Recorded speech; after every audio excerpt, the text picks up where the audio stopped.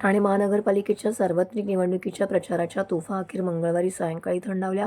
15 डिसेंबरपासून गेले महिनाभर निवडणूक प्रक्रिया सुरू होती. मात्र उमेदवारी अर्ज दाखल करायची अंतिम तारीख 30 डिसेंबर होती. त्यामुळे अवघ्या पंधरवड्यातच भाजप, शिवसेना, महायुती आणि दोन्ही ठाकरे सेनेच्या सोबतीने लढणारी शरद पवारांची राष्ट्रवादी तर स्वबळावर लढणारे राष्ट्रवादी आणि काँग्रेससह अपक्षांनी जमेल तसा प्रचार केला.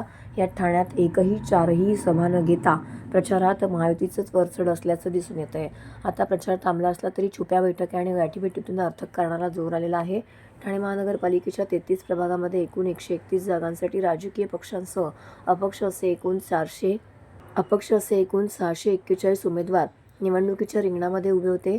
उमेदवारी माघारीची तारीख 3 जानेवारी होती. त्या दिवशी 6 उमेदवारांची बिनविरोध निवड झाली आहे.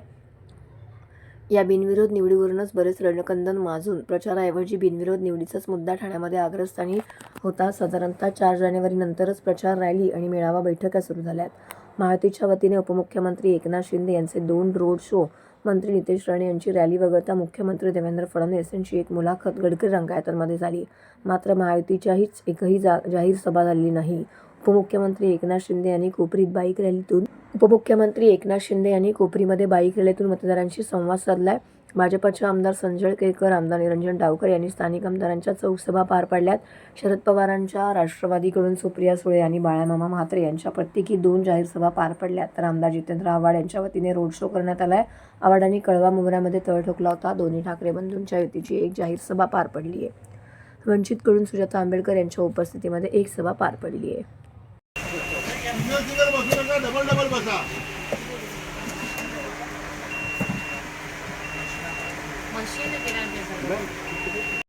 ठाण्याचा विश्वास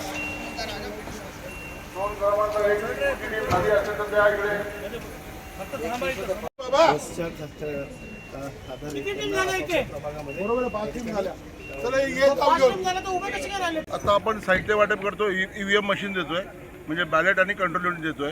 त्याच्यामध्ये जे साहित्य लागतं, जे मतदान केंद्र प्रस्थापित करण्यासाठी जे साहित्य लागतं ते साहित्य आपण त्यांच्याबरोबर देतोय.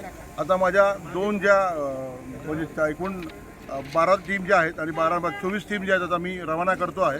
अशा 215 टीम आता एक अर्धा तासामध्ये आम्ही रवाना करू. मतदान सुरक्षित व्हावं यासाठी काय दक्षता घेतलेली आहे? सुरक्षित यासाठी पोलीस यंत्रणा पूर्ण सज्ज आहे. पूर्ण CCTV कॅमेरे सगळीकडे लागलेले आहेत. कुठेही गैरप्रकार घडणार याची पूर्ण दक्षता घेतलेली आहे. कोपरी प्रभाग समितीमध्ये 1850 कर्मचारी अंतर्भूत आहेत. त्याच्यामध्ये पोलीस कर्मचारी पण आहेत आणि पोलिंग ऑफिसर्स पण आहेत. निवडणूक आयोगाचा निर्णय आहे, त्यामुळे तो VA नाही.